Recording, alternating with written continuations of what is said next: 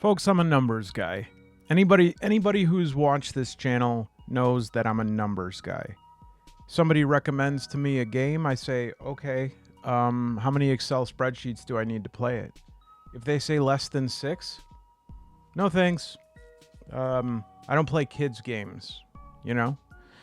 And so, and I know my viewers go by the numbers as well. Numbers are strong. Most numbers are real. Most numbers are factual. Some become digits. And I have some digits for you here that I want to lay out. All right. So, yep, that one. And then there's one. There's another. Yep. Yeah.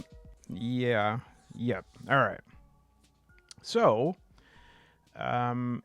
these are some of my favorite numbers, but also this right here, these two together, this is the amount of backers on Kickstarter that Espers, a fantasy opera tabletop role-playing game by Rookie Jet Studio, had, and it raised $48,895. Now, I think most people would recognize that that is a lot of money.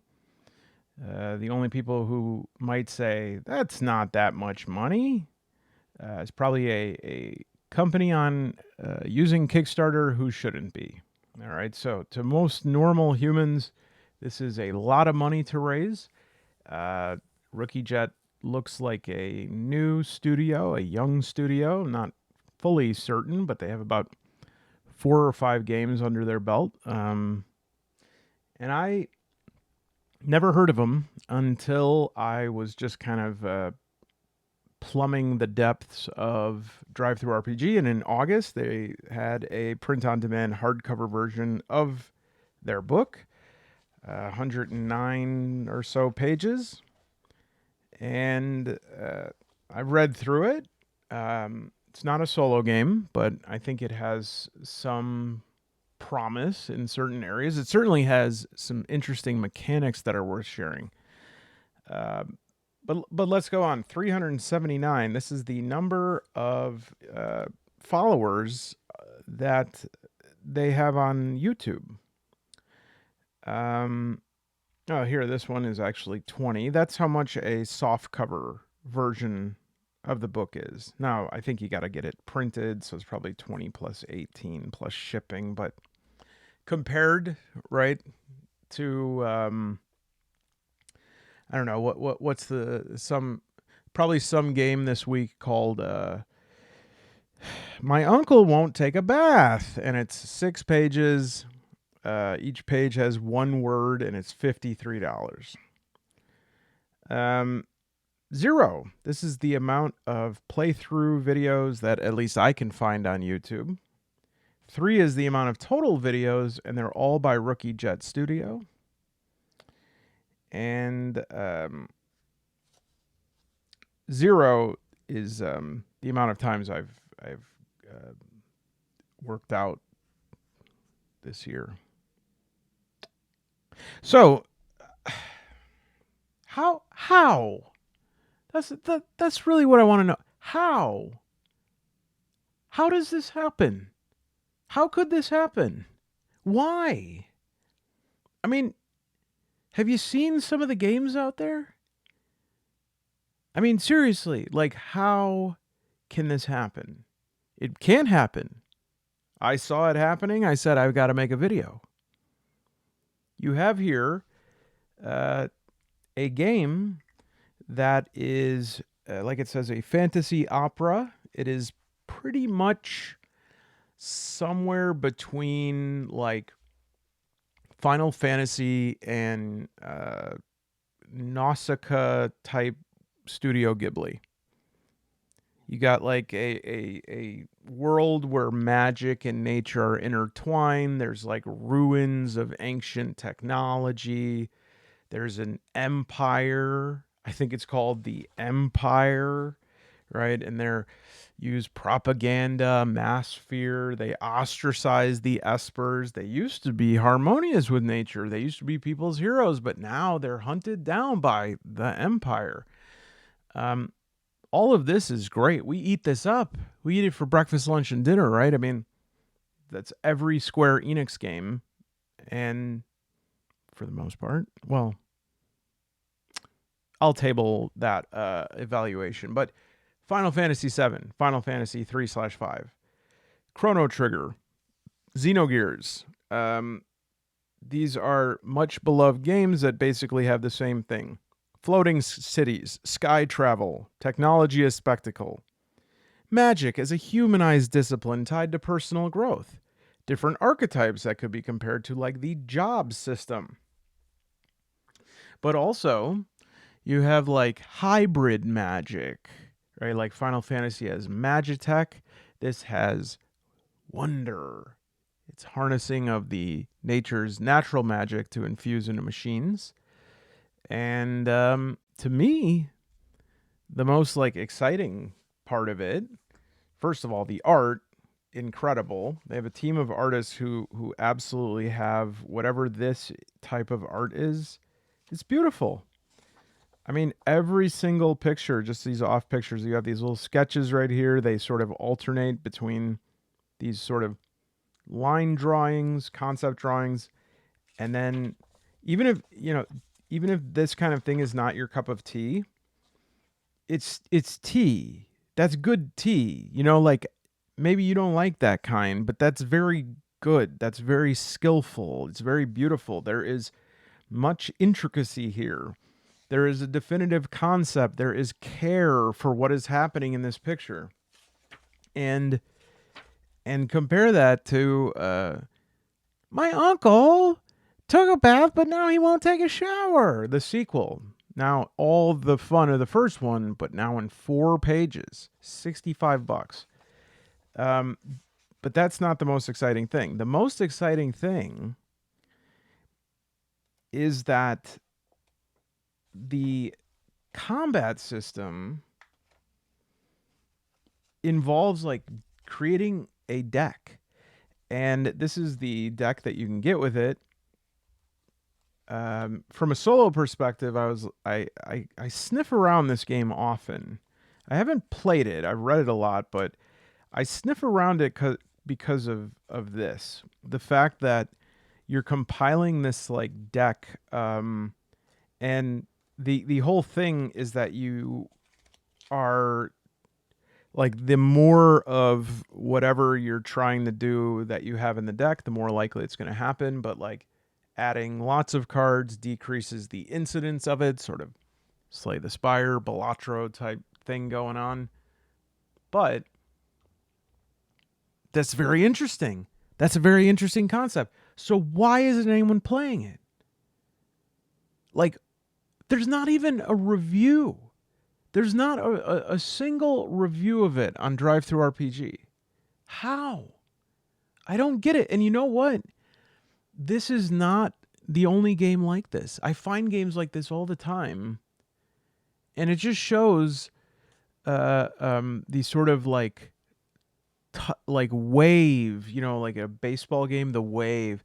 Where like so many people on YouTube, they're doing the wave. Like, oh, everybody else reviewed this game. Everybody else liked this game. So I better stand up and do the wave too. No, man. I'm not doing the wave. I'm going to do the Macarena. All right. I don't care. I think this game's cool. We're going to talk about Espers. Anyone got a problem with that? If so, write it in the comments.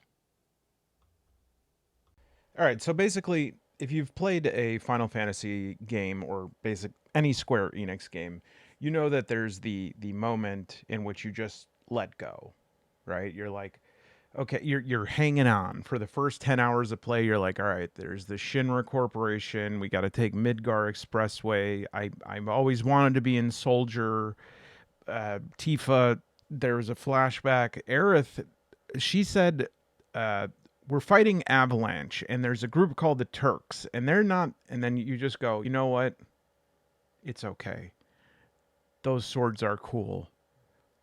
I like the weapons and magic in this game. And then you just feel this warm, you feel a sense of peace with nature and all of mankind, and you just let the game happen. That's a Final Fantasy you could hang on for 10 hours. Uh, if you play Kingdom Hearts, I get about 7 minutes in that game till I'm like, that's fine. So I say that because, like, in a game like this, I'm not expecting the plot to be that coherent, but like I said, it has Final Fantasy DNA as well as Studio Ghibli, and I usually find Studio Ghibli, com- let's see, what would the word be? Comprehensible. That sounds right.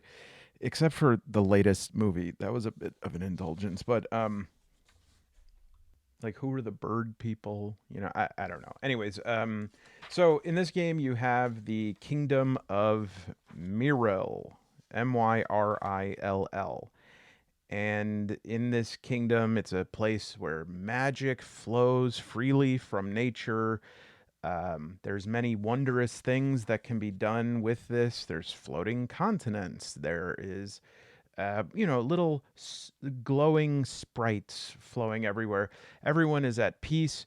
And the Espers are those special individuals born who are especially attuned to this magic, this raw natural magic of nature. Now the Empire, they come in and they are the ruling class, and they at first have a relationship with the Espers that is similar to like knights or samurai, where they have a certain nobility class, but then the Empire starts to figure out how to harness this magic and use it for machines. And as they uh, develop this power more, they are able to use this petrol or magic as a uh, to create all manner of steampunk devices, right? That and the magic that's harnessed for these machines is called wonder. As this gets more powerful, the espers start saying, "Hey, this is not safe. We're not living in balance with this. You're using too much. It's killing the trees, etc." And so the empire, of course, declares espers to be a threat and turns the public tide towards them. And there's a period where they're like hunting them down and persecuting them. And so they go into hiding. And of course, this empire grows in power, becomes more tyrannical. There's a few rebellious nodes, usually led by espers, but they're put down. And then they start like publicly hunting and executing these espers, and the public opinion changes. They become more sympathetic. And so now there's like a larger public sympathy for the espers, and more of a rebellious sentiment growing. All right. That's basically what the background is. They give you some nice, notable locations here that you can use in the game, and they give you a nice instructions here on how to create the world. If you're the GM or if you're a solo player, you go step by step, 3 important landmarks, a major threat, a minor threat, and you could use this list, this like 4 point list right here, to create like to this is a competent setup for almost any game. Okay, 3 important landmarks, one major threat, 3 minor threats, and then how the threats have impacted daily life. Here, character creation, I think they make a little bit of an order of operations mistake here, but this is very common in games. I think game designers get really excited about a certain part of their game and they put that up front. And the problem is that they reference things through this that we haven't covered yet. And so, for instance, it says here the intended effects. This is you choose a magic art. This is actually really cool because it's more of a free form magic system. You have these 9 different schools of magic arts. There's also Legerdemain, which is sort of the main trick sorcery stuff. If I want some ketchup, I can just and bring it over towards me. That's ledger main. If I want mustard, I could do that too. Anything, relish. And so they give an example here and they say, if I am a novice in the magic art of reversal and wish to heal my teammate during a combat encounter and roll a 3 plus my fate card of 5, I would be able to heal a very small wound or restore a small amount of 8 HP. However, if I am an adept and roll an 8 plus my fate card of 8, I would be able to heal a broken bone or amount of HP equal to 16. We don't know what fate cards are yet. We don't even know what dice to use yet. And so, and the different levels of adept and stuff, none of it is that difficult to figure out. But I do wonder sometimes, like, who made the decision to put, what is it? It's got to be at least 15 pages of all of these different schools of magic and the skills that are at novice, adept, master, grandmaster, aegis skills, enchantment skills, some all very cool, summoning skills, grava skills, and they give these vivid descriptions and effect of all of them. And then we get into a stat generation where we decide, is my character average, focused, or specialty? And it gives us 4 numbers, and we distribute those into strength, intelligence, dexterity, and charisma. Do derived stats. HP much higher than we're used to, but again, this is going to be more similar to like a video role playing game. And so health, our HP starts at 40. We have a defense stat that is divorced from the main stats, and we have you choose a weapon type, and we would probably for solo play choose 2 of these just so that we have a close and far range weapon, because usually you'd want the team to have a good distribution of range. And then the weapons, I understand why games do this. It's not terrible. Harper's Quest does this as well. Some other ones where they just say, oh, well, there's daggers. That's a type of weapon. And then there's bronze dagger, iron, steel, silver, mithril, and scale. And the effect of each of these is +1, +2, +3, +4, +5. That makes it a little less special to get each of those weapons. I understand why it is, but I like having a weapon that has its own identity, even if it's not as balanced.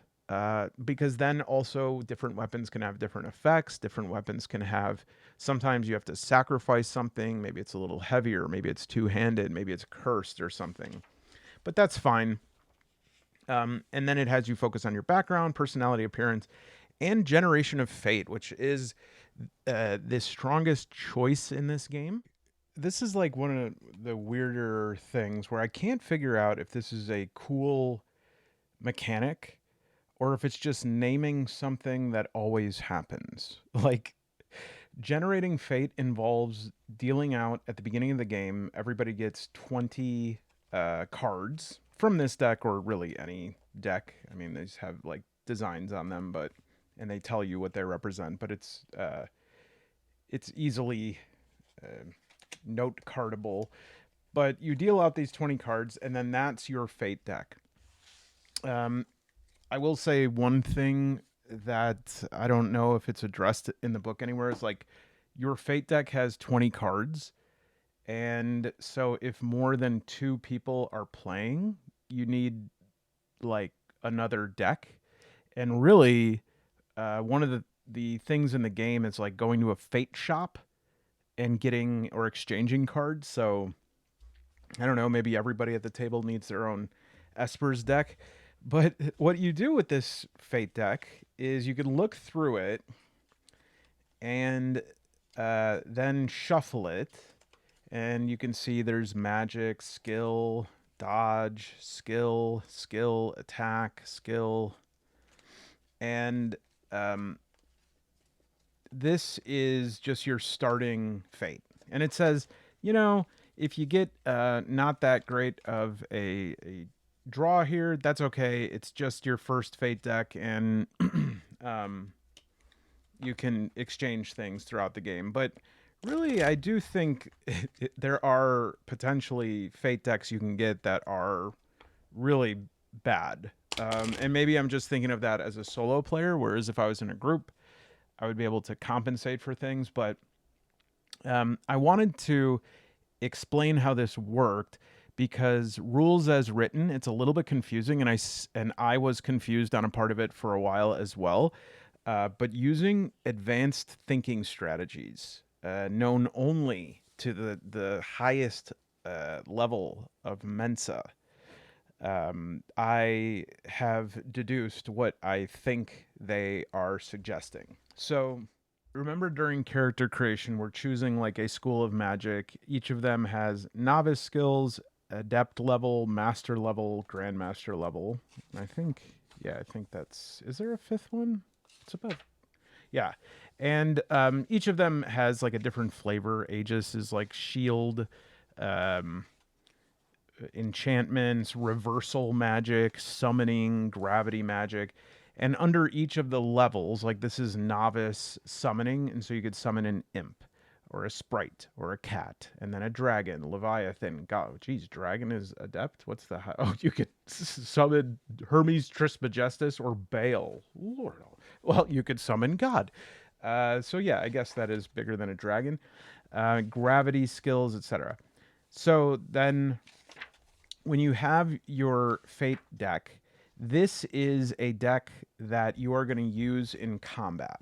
And you will deal out 5 at a time, or you'll have 5 in your hand. And these 5 are your options in combat. And in order to attack, you need to choose which one you're going to use. And dodge is the only one that like you can use this if you this is the only one that you use sort of reactively. But since I have 3 skills and an attack, I could do an attack. This is not great. Let's say I have a 6 in strength. I would do 4, and then because I have a 6 in strength, I would use my beautiful composite wood dice from Dice Nest. And ooh, light, airy, yet so beautiful. I would roll that, and it would be a 5. And then let's say I have like 1 level up of weapons, that would be a +1, so I would have 10. So that would be an attack of 10. I would then look at my dex stat, which let's say that that is an 8. I would probably use my black agate dice set from Dice Nest. Wow, ink black. It's like I'm staring into forever. Where is it? Look at those naturally forming swirls here. What's that? Oh, you can get 20% off by using promo code MANDICE alone. That's MANDICE alone and not anything else. Wow, really? Hey, really pays to be a Man Alone subscriber or just someone currently watching this video. And you can even get the Dragon Flame. I know some of you got these. Tell me they aren't gorgeous. I mean, come on. They hold the light like a yoga instructor. Okay, so I have my strength was D6, so I rolled a D6, 5, 4, 1, I had a 10. And then my dex is 8, and maybe I rolled a 1, so I definitely failed. And maybe my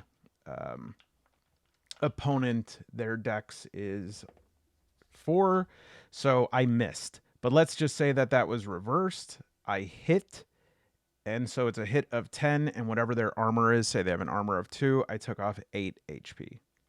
All right.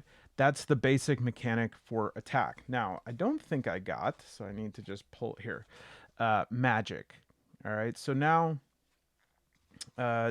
dodge pretty much works the same way. I would just put dodge, and then I would roll the is it agility or dex modifier? I forget.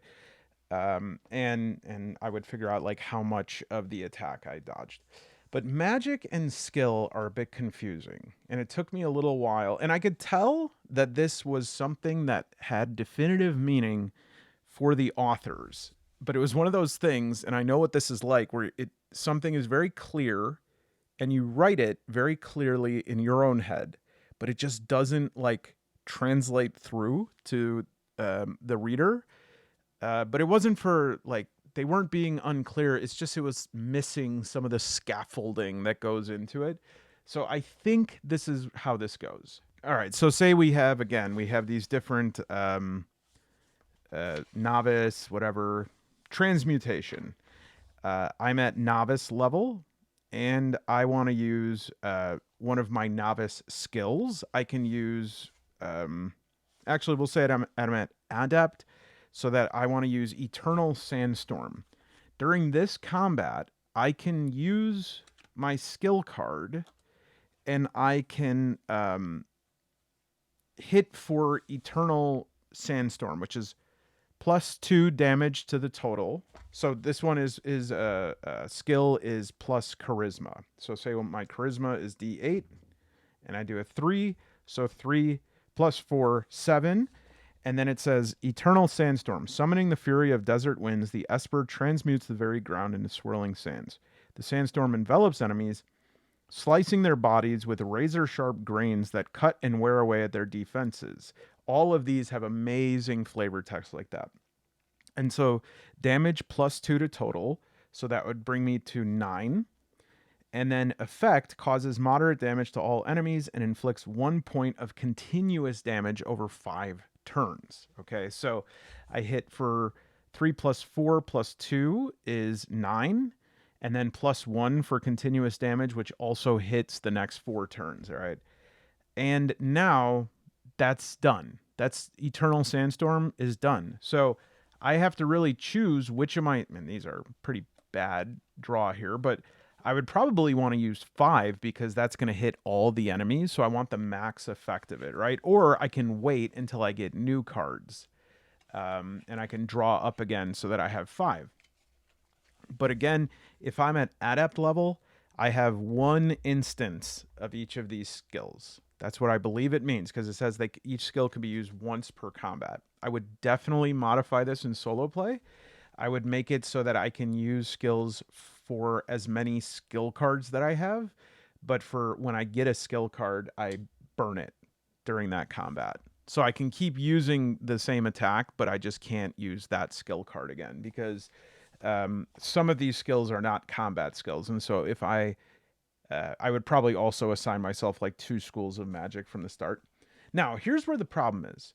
We know what attack is. We know what dodge is. We know what skill is. Skill uses charisma. Dodge uses dex or agility. And attack uses strength. And so now, magic.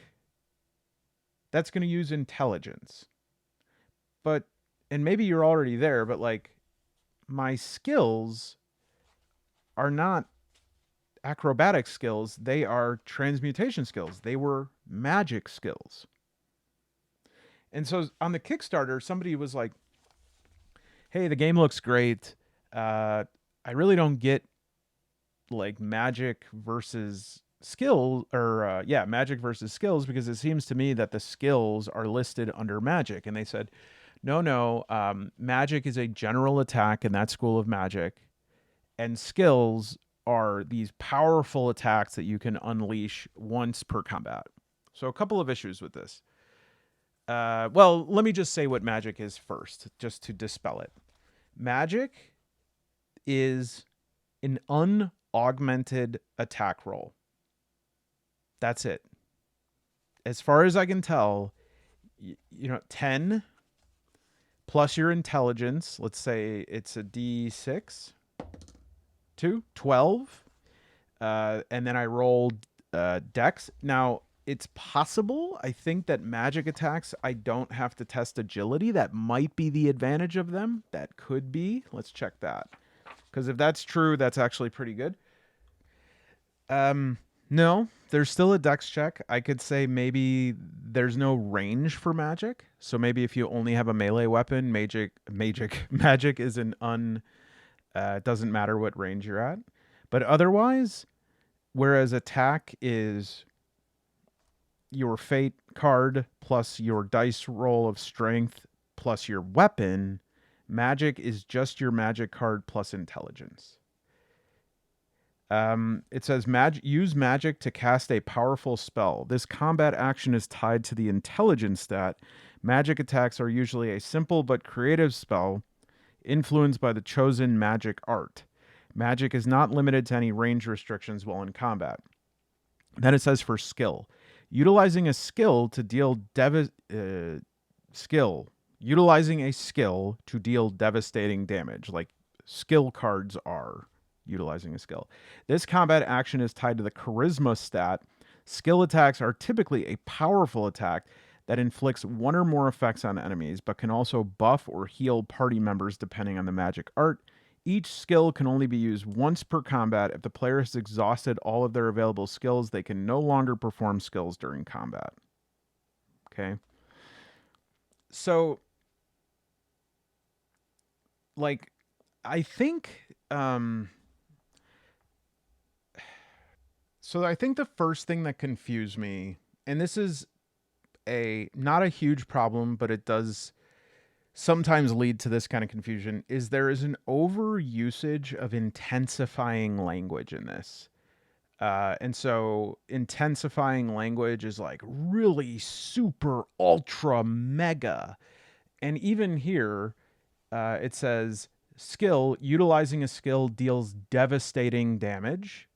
Okay. And then I go, oh, okay. So that must mean that I use these specific skills, and these skills must be really awesome. And then I looked at like, where's the summoning skill? Well, I showed you like this. The level 1 summoning skill is I summon an imp, and I'm like, huh.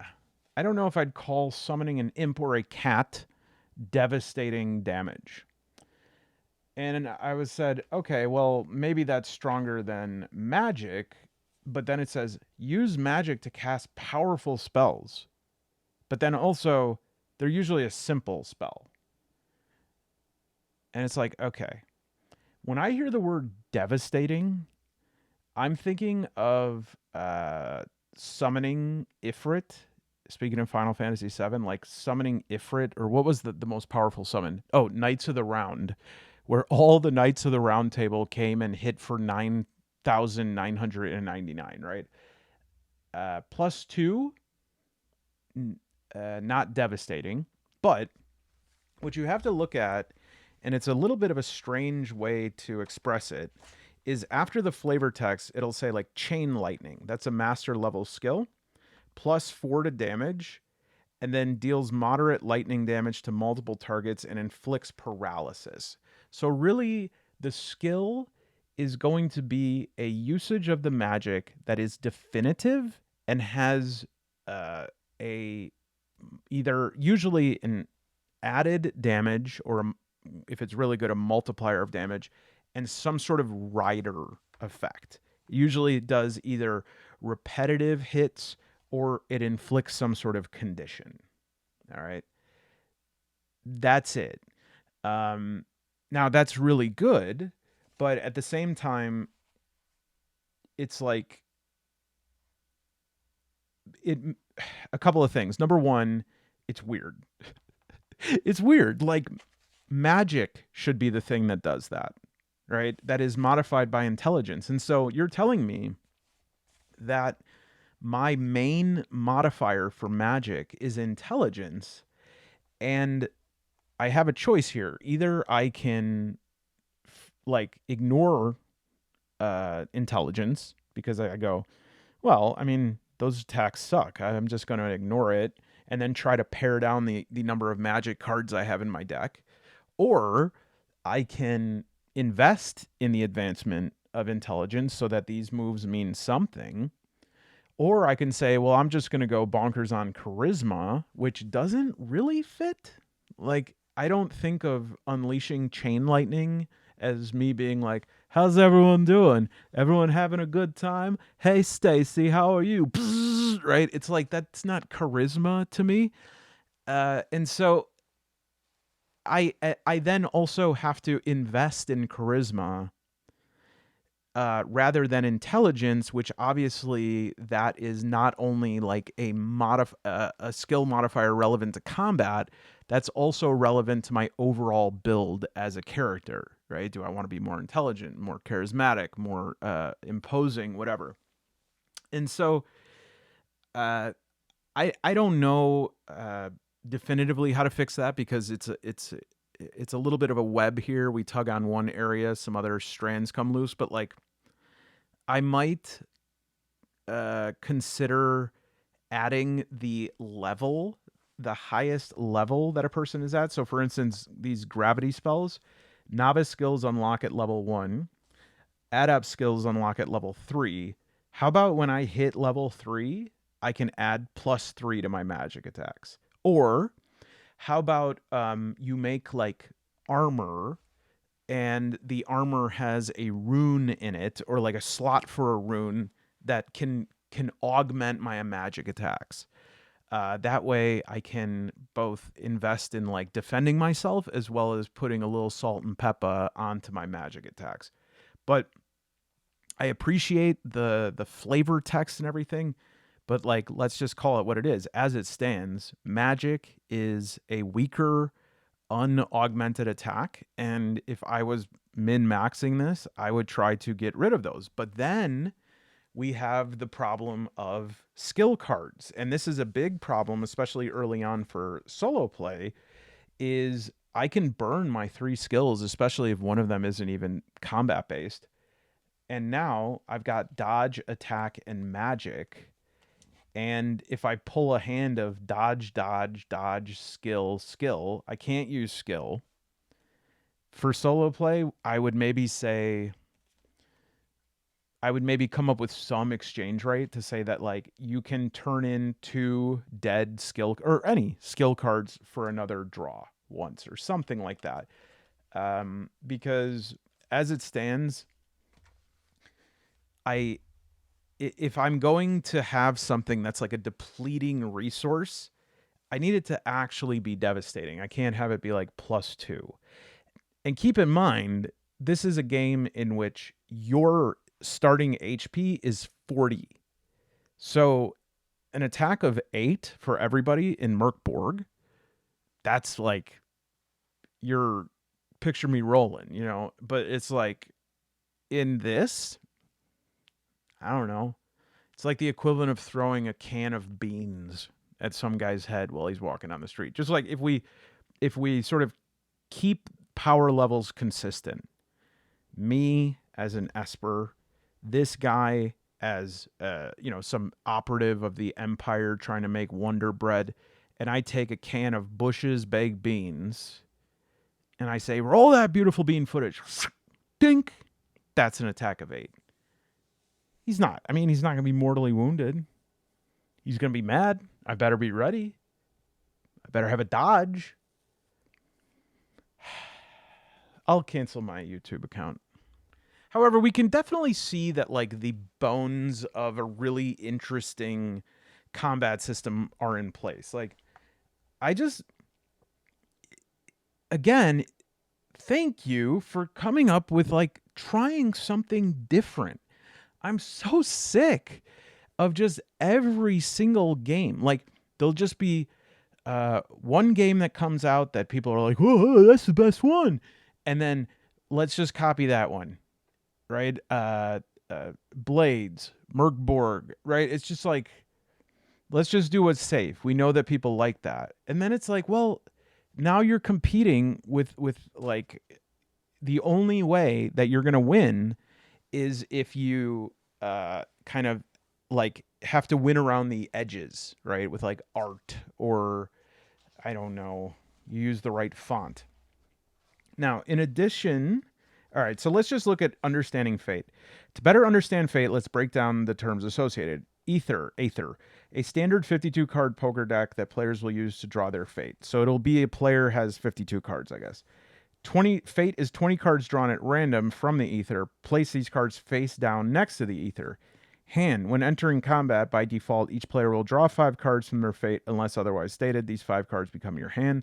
Combat actions. Each individual card represents a combat action that you could perform during combat. You only make one combat action per turn unless otherwise stated. And then discard pile. When a card from your fate is played from your hand, it enters the discard pile. Once all cards in your fate have been drawn, you may shuffle the discard pile and it becomes your fate. A player by default has a maximum hand size of 5 cards and will draw a card from their fate each turn when able. If a player has more than 5 cards, they must discard. So that's the other thing. I feel like there's an opportunity here to like play more with the deck. And I'm not sure if that's in here and I'm just not seeing it. But I would like to see some of these skills have like trickery or maybe some of the conditions. Let's see if any of the conditions will like limit your fate draws or cap you or something like that. Yeah, unfortunately, there's like laceration, dex is reduced by 1 die size, fatigue, strength is reduced by 1 die size, everything, and then trauma is all of them. And then bleeding deals ongoing damage. Break causes the target's defense to fall to 0. Ailments are similar.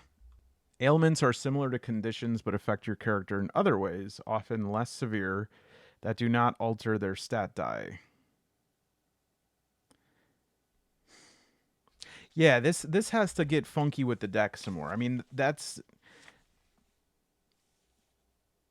I didn't look at these. Strange as it puts the target in a deep slumber.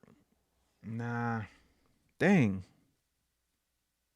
So yeah, here's the tree. So that's an area that I might homebrew, but Rookie Jet, you're like novice Jet now, so maybe you can do that. This I love. Gives you ways to earn money in the world. Undertaking quest contract, exploring and plundering dungeons, which reminds me, another very intriguing thing that I often sniff around. These are different types of shops, different buildings, the overworld and overland travel and how to make that. Uh, the different types of travel, airships, sea vessels, geography types, special features, weather types. I would have liked to have seen this as a table that we could roll on. 1, 2, 3, 4, 5, 6, 7, 8, 9. You gotta make these 10. You gotta make everything 6, 8, 10, 12. That way we can roll on it. Threat and encounters gives you that. Ruin types. This is really cool. Possible dangers, possible rewards. All right. I think there's like a little bestiary. Dungeon types, curses. This might have something that affects the cards, but these seem to be more narrative effects. A little bit of a bestiary gives you these different abilities. Cool. This definitely looks like the like a handbook for a video game, little player's guide, which was the best thing ever. Items and equipment, common, uncommon, rare, legendary, increase HP, increase carry capacity. Yeah, that's kind of like there's a real opportunity here to make things more interesting. Everything is pretty much either gains advantage or gains +1. I think we have lots of ways here to make this more interesting. Very bland character sheet. The printing of this book is really poor, especially compared to the PDF. I feel bad. I don't know what it was caused by, but if you look at the PDF, it's just like so much more vivid than this. Look at this picture right here. Maybe I'm having a colorblind moment. I can't tell anymore. It just looks a lot. Forget it. Do you think? What do you think? You're the only one watching right now. So what do you think? Well, I have this open here. This is another thing that I really like, that it breaks down these phases of play. I think a lot of games break down phases of combat, but I like seeing this is actually how play will go. And I say this very often. This is very, very helpful for solo play because it anchors you. It says, okay, what am I supposed to be doing right now? Am I exploring? Am I in combat, dungeon? Do I need to take account of things? Here's like on the bottom, you see in bold and italics, like what happens at the wrap up of this. And so I just think this is something that I would definitely print out, put in front of me. But this game needs more, But the problem is when there's games like this, is that nobody. I'm not blaming anybody necessarily. Like I'm not saying there's some cabal that's trying to hold this down. I don't know whose issue it is. It could be the studios not doing pounding pavement enough. It could be that the algorithms burying it. It could be that there was some scandal that I don't know about, and I'm about to publish this video and become a part of it. I don't know, but I do know that any which way, the studio that made this game probably released it, and then depending on their sales, I don't know, maybe their sales were really good. But if not, they probably were like, well, nobody really liked that, so I guess we'll just move on. And that's a shame because this game is a lot more special than a lot of the games that I get kind of just off. What's the word? All right, I'll say the word I was thinking. Willy-nilly. Does anybody say that word anymore? Any of these games I get willy-nilly. And so I thought it was worth taking a look. I thought that even a game that's not a solo game, even a game that I might not play in a group or play solo, all of these games are valuable to at least take a look at when they present something new and somebody tries something, because that inspires me, gives me new ideas, not only for game design, but also ways to innovate solo play, ways as a GM to do different ways to resolve things. And I am at heart a card boy. I mean, I love my dice. I particularly like my 20% off Dice Nest promo code ManDiceAlone. But having cards, there is something intriguing about my odds sitting in front of me, and like they're there, they've happened, and now I'm just revealing them. There's something psychological there that's intriguing to me. It changes the way that I experience the revelation of outcomes. And so check out Espers. It's on DriveThruRPG. It's pretty affordable. Let me give you a price. I'm going to check how much it's selling as well. Would you look at that? It's part of the DriveThruRPG Black Friday, Cyber Monday, whatever sales. So you can get the PDF for $6.99 right now. The soft cover with the PDF for $34.99. You get the PDF free, $39. 110 pages, pretty dang good. Also, I think all of my games are on sale right now as well. But get this one first, or whatever you want. I always trust you. I have to go. Oh, wait a minute.